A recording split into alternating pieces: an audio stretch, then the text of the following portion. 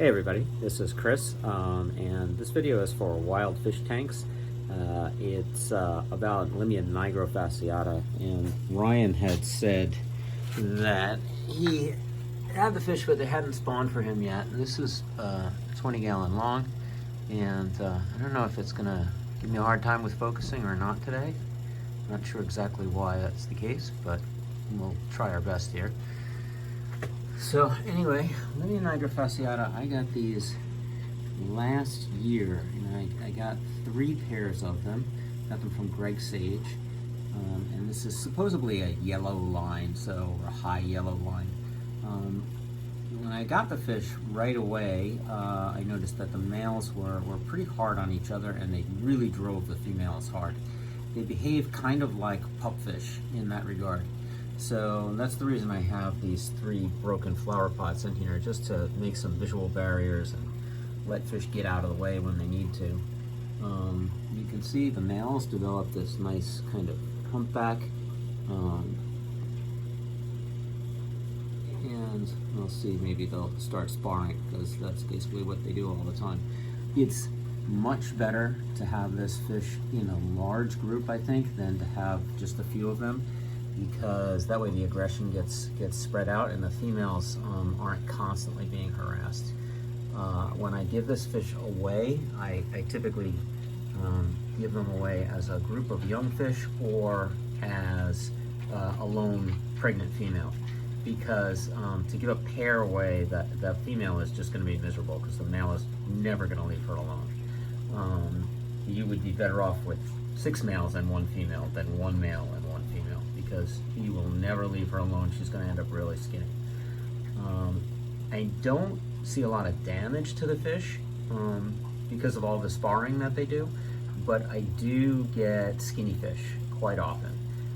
I've treated these guys for parasites a bunch of times, and I don't know that it's actually parasites. It may just be that there's, the males are just really driving the females pretty hard, and usually it's the females that I will find a really skinny one. Occasionally a male, but more often than not, it's a female. The females are, let's see if we can zoom in here a little bit, and I can find one. So that fish right there is a female, and you can see she doesn't have much vertical development like the male right next to her. So this is a male, and you can see that they're much more vertically developed. This is a female right in the center, and you can see that she's kind of more cigar shaped. As far as sexing the juveniles, I don't really know. I probably haven't spent enough time looking at the fish. You can see this guy right here. This is a male, and he's half grown, so you can easily sex them, at least at that point. Obviously the gonopodium is a good clue. Temperature wise, these guys, let's see if I get my heat gun out.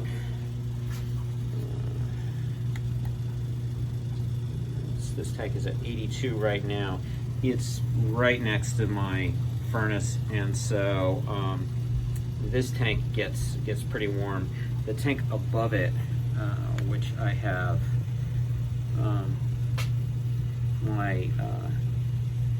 what are these guys? These are these are Liberty Mollies, and so you can see their tank's 88 degrees. They seem to handle it just fine, but obviously this fish tank's not an optimal location right next to the pipes for the hot water pipes for the furnace. So I guess that's it for Limia Nigrofasciata.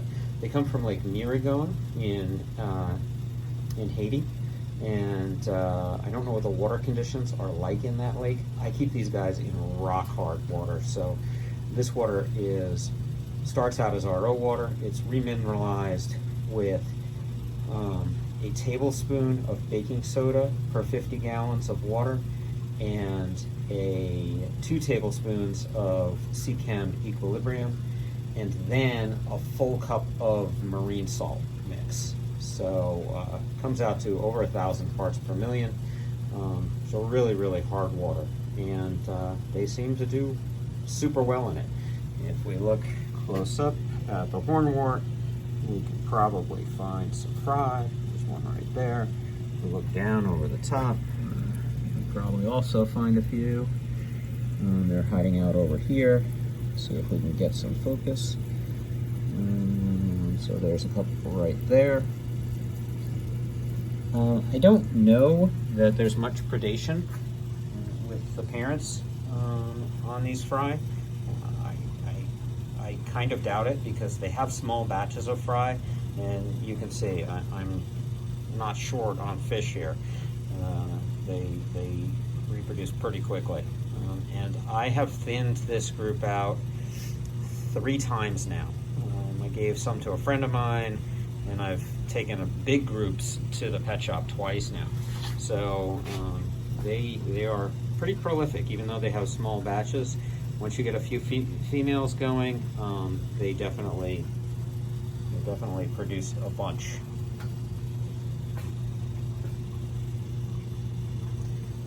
So, any questions, put them in the comments. Really a cool fish. I haven't kept it with anything else, so I don't know how it would behave with other fish, but I kind of don't think it would be great. The males are really pretty rough and tumble, so I think that they would be probably they would be kind of punky if you had them in a community tank. I don't know though, I've never tried. All right, thanks for watching. Everybody be well.